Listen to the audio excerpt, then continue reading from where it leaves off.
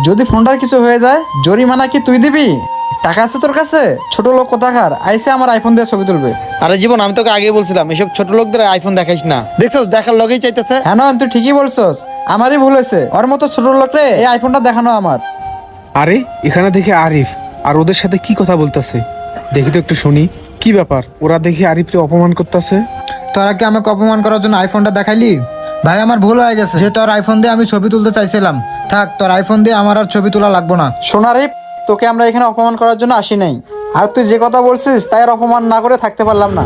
সামান্য একটা ফোনের জন্য বন্ধু হয়ে বন্ধুকে এইভাবে অপমান করতেছে। আচ্ছা আরিফ, তুই আমাকে একটা কথা বলতো, তুই কি কখনো 2 লক্ষ টাকা এক লগে চোখে দেখছিলি? এই জীবন, তুই কি নেশা পানি করছিস নাকি? এসব ফকিনির বাচ্চা 2 লাখ টাকা দেখছে নাকি কখনো? আজকে বাবার টাকা নাই বলে বন্ধুরা আমাকে এইভাবে অপমান করতেছে। হনয়ন, তুই ঠিকই বলছস। ফকিনির কথাবার্তা শুনে তো মনে হয় ও লাখ লাখ টাকার মালিক। ফকিনি কোথাকার আইসে আমার আইফোন দিয়ে ছবি তুলবে। যা বড় এখান থেকে।